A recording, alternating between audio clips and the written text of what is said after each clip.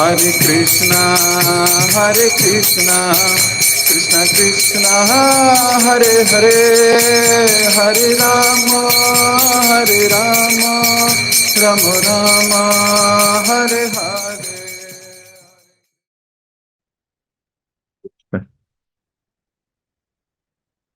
जय जय श्री चैतन्य, जय हो नित्यानंदा, जय अद्वैत चंद्र, जय गौर भक्त वृंदा। जय जय श्री चैतन्य, जय हो नित्यानंदा, जय अद्वैत चंद्र, जय गौर भक्त वृंदा। जय जय श्री चैतन्य, जय हो नित्यानंदा, जय अद्वैत चंद्र, जय गौर भक्त वृंदा। हरे कृष्ण। तो आप सभी भक्तों का एक बार फिर से बहुत बहुत हार्दिक स्वागत। आज की मॉर्निंग चैतन्य भागवत क्लास में एक बड़ा ही मधुर, बड़ा ही अद्भुत, प्रेम से अप्लावित ये ग्रंथ वृंदावन दास ठाकुर के भाव, वृंदावन दास ठाकुर की लेखनी और उत्तम भक्तों का संग हमारी कॉन्शियसनेस को रोज अपलिफ्ट करता हुआ ये ग्रंथ हमें महाप्रभु के करीब ले जाएगा। कल कह रहे थे कि जो कोई व्यक्ति इसको सुनता है उसके हृदय में भगवान गौरांग के प्रति स्नेह उत्पन्न हो जाएगा। कल हमने आदि खंड समाप्त किया। जिस जिस भाव में जो जो व्यक्ति सुन रहा है उस भाव में उसको उसका आदान प्रदान होगा। अगर कोई श्रद्धा के साथ सुन रहा है, श्रद्धा मतलब बिना डाउट के, उसके हृदय में गौरांग महाप्रभु प्रकट होंगे, ऐसा लिखा गया था। तो और जीवन का क्या उद्देश्य लेके चलते हो? अपनी कंडीशनिंग को छोड़कर श्रद्धा के साथ सुने अगर, तो महाप्रभु हमारे हृदय में प्रवेश कर जाएंगे। कई बार भक्तों का आदान प्रदान देखते हैं तो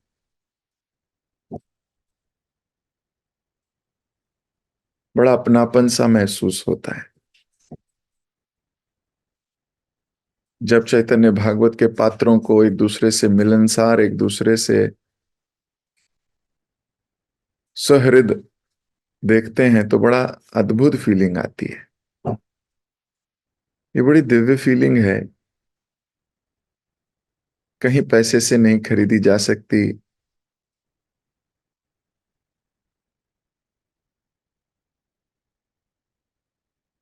आज हम मध्य खंड का आरंभ करने वाले हैं, भगवान से प्रार्थना करते हुए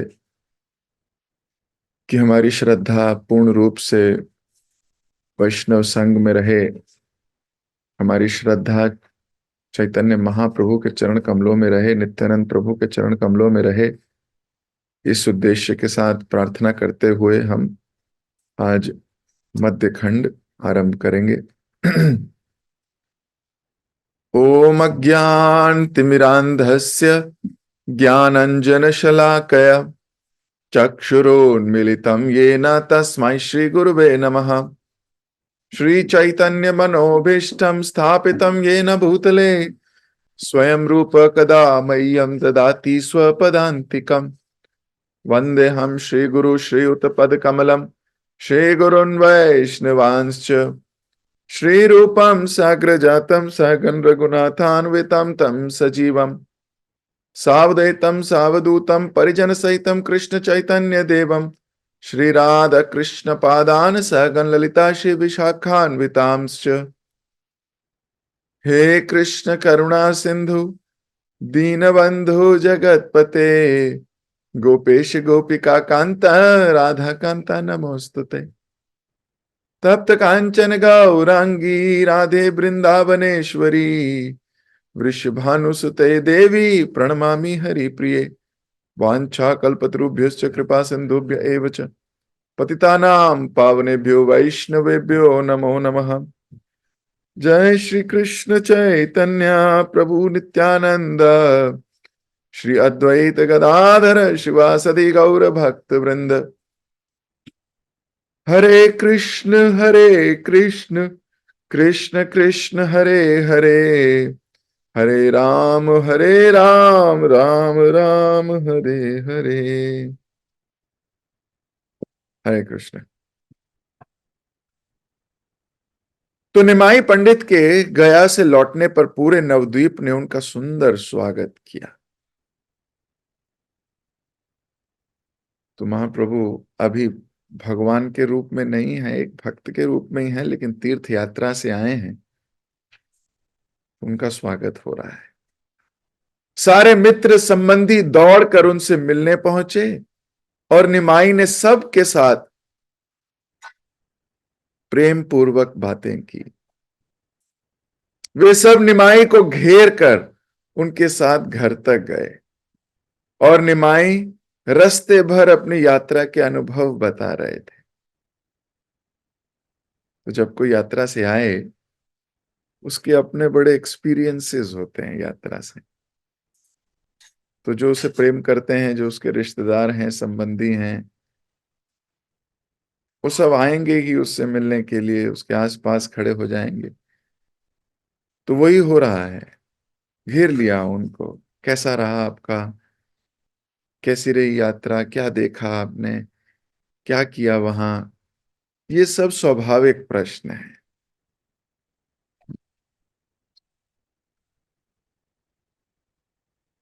निमाई ने कहा,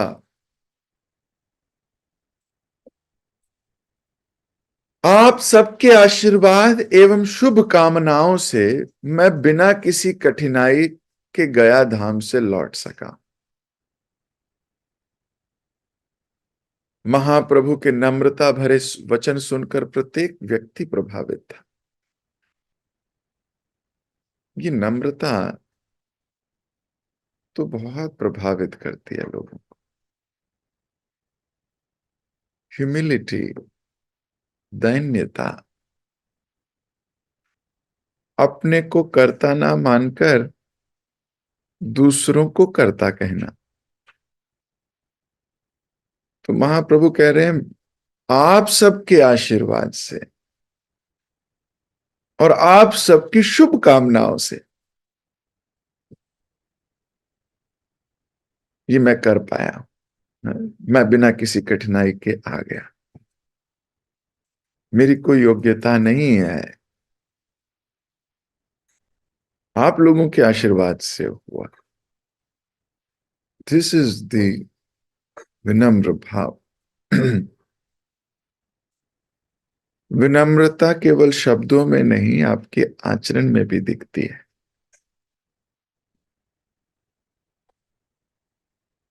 सारे शास्त्र यही कहते हैं, बिना विनम्र हुए पात्र नहीं हो सकते। आप वो पात्र नहीं बन पाओगे अगर आपके अंदर ईगो है, अगर आपके अंदर अहंकार है, किसी भी चीज का हो, चाहे वो आपकी शरणागति का ही अहंकार क्यों ना हो।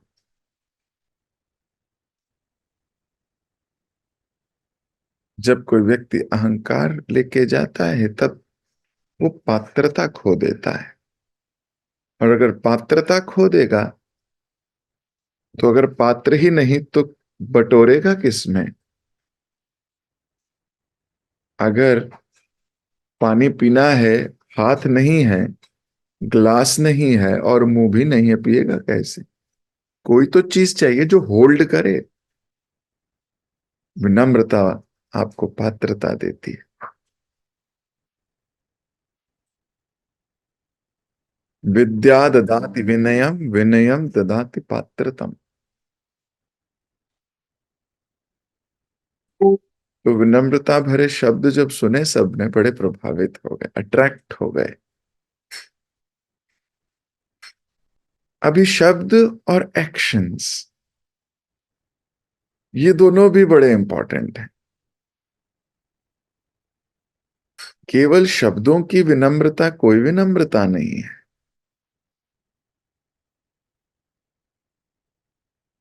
केवल शब्दों से बात नहीं बनेगी। बड़ी बड़ी सभाओं में, बड़ी बड़ी जगहों में, बड़े लोगों के सामने कह देना मैं तो आपका दास हूं, ये कोई बड़ी बात नहीं है। अगर हमारे एक्शंस भी दास वाले हैं तो बात है। There is a mismatch. If there is a mismatch, that is called hypocrisy. वही कूटनाती है।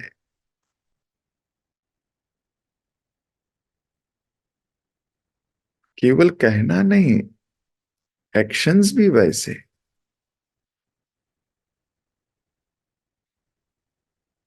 अगर हम कहते हैं हम दास हैं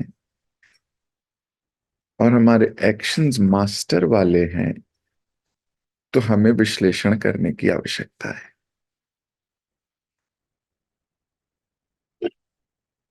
तो महाप्रभु अभी कह रहे हैं, अभी आगे देखिएगा कैसे वो इसको जिएंगे भी। महाप्रभु के नम्रता भरे वचन सुनकर प्रत्येक व्यक्ति प्रभावित था। बड़ों ने निमाई के सर पर हाथ रखे और उन्हें चिरायु का आशीर्वाद दिया, जबकि अन्य सब लोगों ने अपने अपने संबंध के अनुसार उनका अभिवादन किया। अपने पुत्र को लौटा देखकर सची माता को कितना आनंद हुआ होगा, इसका वर्णन भला कौन कर सकता है। दीर्घ काल के बाद अपने पति को देखकर विष्णु प्रिया का मुख भी हर्ष उल्लासित था। समाचार सुनकर पूरा वैष्णव समाज प्रसन्न था। महाप्रभु के घर पर आने वालों का तांता लगा था और महाप्रभु प्रत्येक व्यक्ति के साथ अत्यंत नम्रता एवं प्रेम पूर्वक बातें करने लगे। अंत में निमाई अपने कुछ अंतरंग छात्रों के साथ कुछ गुप्त बातें करने के लिए अपने कमरे में चले गए। तो कुछ गुप्त बातें केवल कुछ कॉन्फिडेंशियल लोगों के साथ ही की जा सकती हैं, सबके साथ नहीं। और कॉन्फिडेंशियल लोग कौन है? जो आपकी बात समझते हैं। They are confidential devotees who can understand your vision, who can understand your mood, and they will reciprocate in the same mood. उनका भी वही मूड है।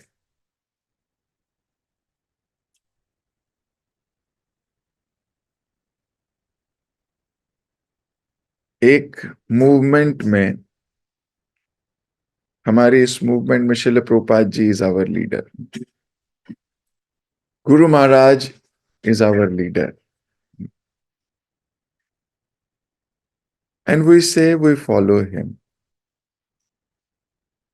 तो हमारा मूड उनके मूड से अलग नहीं हो सकता। जिनका मूड एक जैसा है, they are called followers.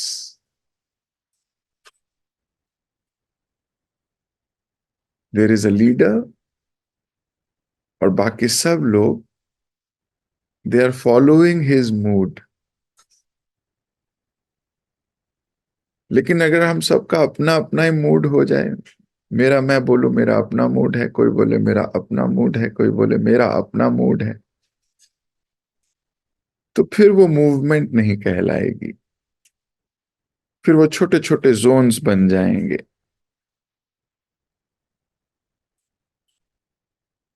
The mood is of cooperation. भले ही 100% हम एक जैसे नहीं हो सकते, लेकिन एक साथ मिल के तो कर सकते। That is the mood.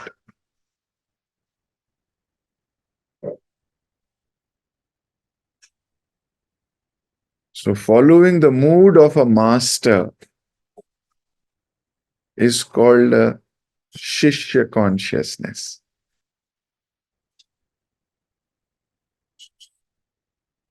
जैसा हमारे सीनियर्स का मूड है, वैसा ही हमारी एक्टिविटीज और हमारा भी मूड है।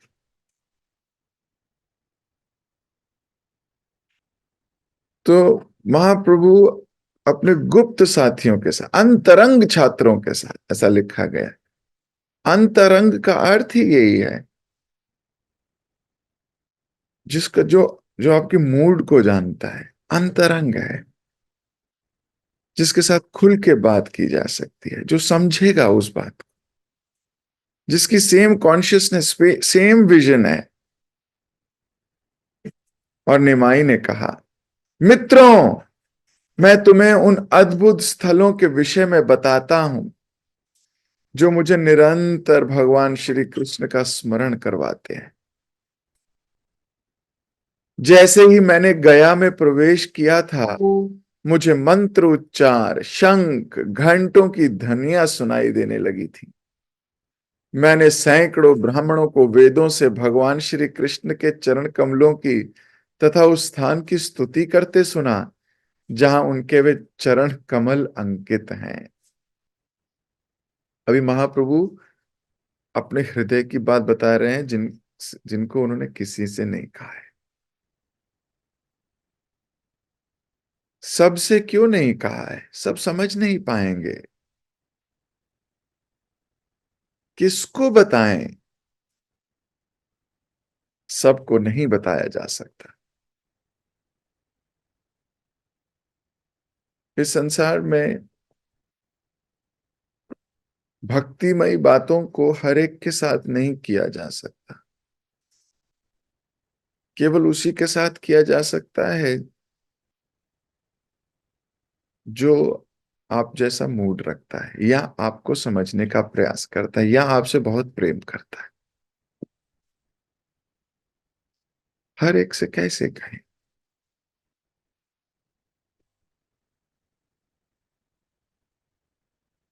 समझेंगे ही नहीं। मटीरियलिस्टिक लोग क्या समझेंगे? अब महाप्रभु बता रहे हैं, मान लो कोई साइंस स्टूडेंट को कहा जाए ये बात कि मुझे ध्वनियां सुनाई देने लगी, मुझे घंटों की आवाज आने लगी, मुझे वहां दिखने लगे देवता लोग, मुझे ऐसे लगने, वो क्या कहेगा? वो कहेगा आपको हेल्यूसिनेशंस हो गई हैं। आपको हेल्यूसिनेशंस होती हैं। ये एक तरीके की मानसिक बीमारी है। आप बीमार हैं, डॉक्टर को दिखा लीजिए। अब ये बात क्या कहे किसी को? ये तो उसी को कहा जा सकता है जो समझता हो इस बात को, जो समझ सकता है ये हेल्यूसिनेशंस नहीं है, ये दिव्य प्रेम की दिव्य धारा है। इसलिए हर एक से कहा नहीं जा सकता। किसी और से कहें, वो बोले ये क्या ढोंग है, ये क्या वृत्ति अपना रखी है तुमने, ऐसा क्यों बोलते हो? समझ नहीं पाएगा। कोई कहेगा तो पागल हो गया है।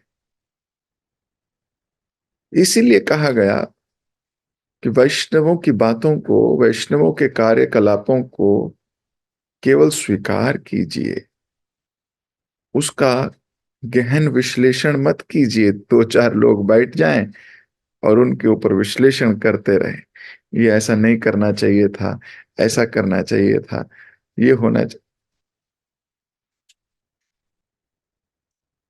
इससे आप अपनी ही कब्र खोद रहे हैं, अपनी ही भक्ति की कब्र खोद रहे हैं। ये शास्त्र की वाणी है। वैष्णवेर क्रिया मुद्रा बुझे ना बुझाए।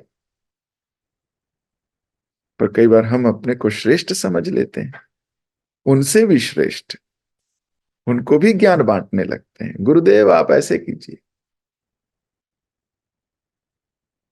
अंतरंग पार्षद कैसे बनेंगे?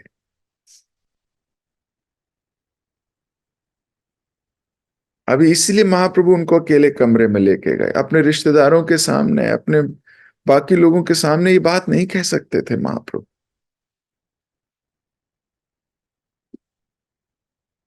गया का स्मरण करके महाप्रभु के नेत्रों से अश्रुओं की निर्बाध धारा बह रही थी।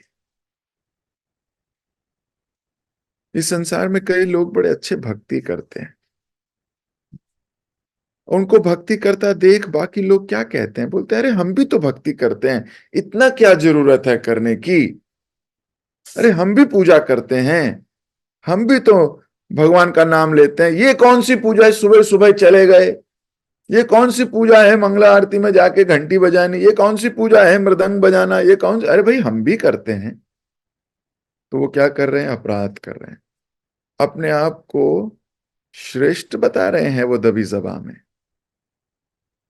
वो कहना चाह रहे हम भी तो करते हैं, हमारी तरह करो। तो वास्तव में ये अपने को श्रेष्ठ दिखाने का एक तरीका है। डायरेक्ट बोल नहीं पा रहे तो इनडायरेक्टली बोलने का प्रयास कर रहे हैं।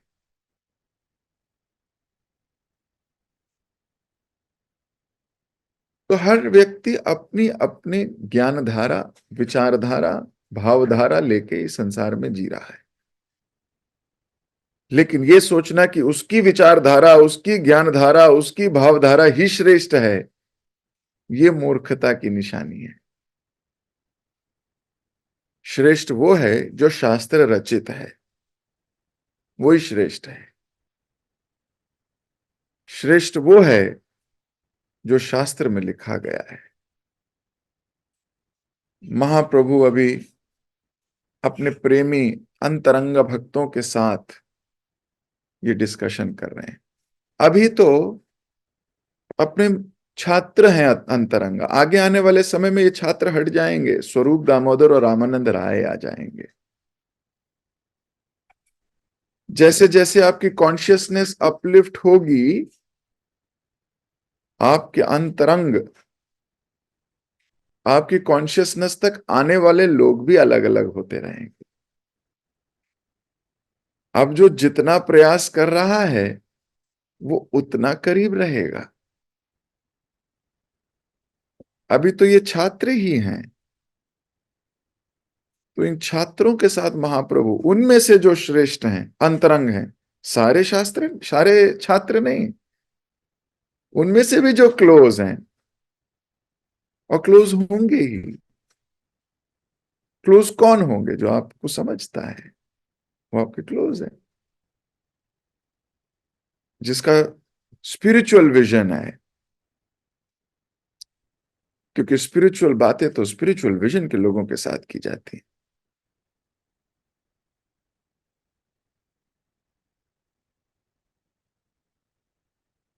वे अत्यंत उद्विग्न हो उठे और चाहते हुए भी अपनी आध्यात्मिक भावनाओं पर नियंत्रण करने में असफल रहे। बारंबार श्री कृष्ण के नामों का उच्चारण करते हुए महाप्रभु की देह कांपने लगी, उनकी त्वचा पर फोड़े उभर आए। सोचिए, एक सेकंड में भगवान का नाम लेते लेते देह कांप रही है और शरीर में फोड़े हो गए। महाप्रभु की इस अवस्था को देखकर सारे भक्त आश्चर्यचकित रह गए और उनकी आंखों में भी आंसू भर उठे। दोनों रो रहे हैं, पर ये आंसू दिव्य आंसू है। ये वो भौतिक आंसू नहीं है जो हम अपनी परिस्थितियों पर बहाते हैं। ये आध्यात्मिक आंसू है। एक भक्त